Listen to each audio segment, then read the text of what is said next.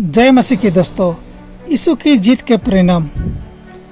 पाप पर उनकी विजय और उनकी बलिदान मृत्यु के परिणाम स्वरूप यीशु को कितनी शक्ति दी गई थी।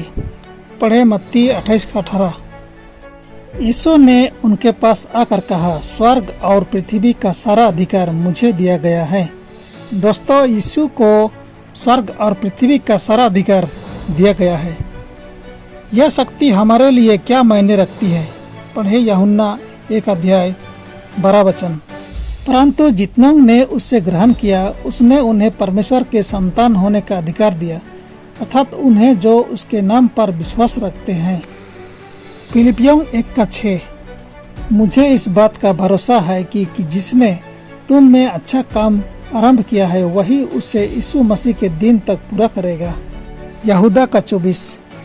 अब जो तुम्हें ठोकर खाने से बचा सकता है और अपनी महिमा की भरपूरी के सामने मगन और निर्दोष करके खड़ा कर सकता है। दोस्तों, यह शक्ति हमारे लिए बहुत मायने रखती है, क्योंकि जितनों ने उसे ग्रहण किया, उसने उन्हें परमेश्वर के संतान होने का अधिकार दिया, अर्थात उन्हें जो उसके नाम पर विश्वास रखते हैं।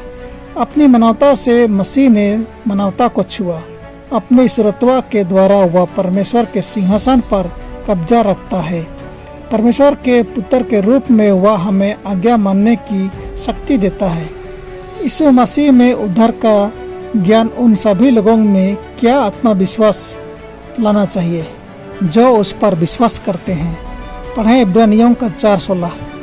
इसलिए आओ हम अनुग्रह के सिंहासन के निकट साहस बांध कर चलें कि हम पर दया हो और वह अनुग्रह पाएं जो आवश्यकता के समय हमारी सहायता करे।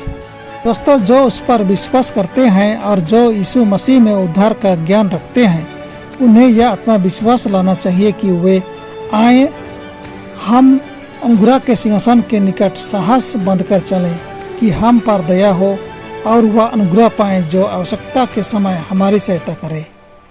उद्धार की योजना कब पूरी होगी। पढ़ें 1 थिस्सलुनीयों 4:16 और 17। क्योंकि प्रभु आप ही स्वर्ग से उतरेगा, उस समय ललकार और प्रधान दूत का शब्द सुनाई देगा और परमेश्वर की तुरही फूकी जाएगी और जो मसीह में मरे हैं वे पहले जी उठेंगे। तब हम जो जीवित और बचे रहेंगे उनके साथ बदलों पर उठा लिए जाएंगे कि हवा में प्रभु से मिले, और इस रीति से हम सदा प्रभु के साथ रहेंगे। प्रकाशित वाक्य 21:1-4। फिर मैंने नए आकाश और नई पृथ्वी को देखा, क्योंकि पहला आकाश और पहली पृथ्वी जाती रही थी और समुद्र भी न रहा। फिर मैंने पवित्र नगर नए यरूशलेम को स्वर्ग से परमेश्वर के पास से उतरते देखा, और वह उस दुल्हन के समान थी जो अपने दुल्हे के लिए श्रृंगार किए हों। फिर मैंने सिंहासन में से किसी को ऊंचे शब्द से यह कहते हुए सुना, देख, परमेश्वर का डेरा मनुष्यों के बीच में है। वह उनके साथ डेरा करेगा और वे उसके लोग होंगे, और परमेश्वर आप उनके साथ रहेगा और उनका परमेश्वर होगा, और वह उनकी आंखों से सब आंसू पोंछ डालेगा, और इसके बाद मृत्यु न रहेगी और न शोक, न विलाप, न पीड़ा रहेगी। पहली बातें जाती रहीं।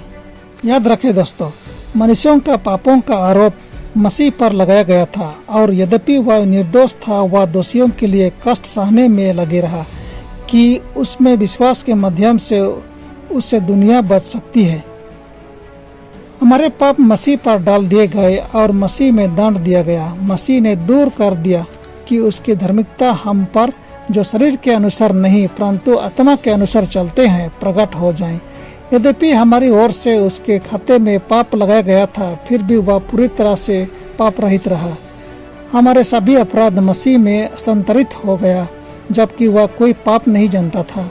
वह हमारे लिए पाप बना दिया गया, और जो पापहीन था उसे पापी माना गया। मसीह की धार्मिकता अयोग्य पर रखी गई है, ताकि पश्चाताप करने वाला पापी परमेश्वर के सामने पाप रहित घोषित हो जाए। ईश्वर व्यवस्था का पालन करने के मनुष्य के प्रयासों को स्वीकार करता है, क्योंकि मसीह उस पर अपनी धार्मिकता का आरोप लगाता है। मसीह के कारण प्रभु उनको क्षमा करता है जो उसे डरते हैं। वह उनमें पापी की निष्ठा नहीं देखता। वह उनमें अपने पुत्र की समानता को पहचानता है, जिस पर वे विश्वास करते हैं। प्रभु आप सबों को आशीष करे। आमीन।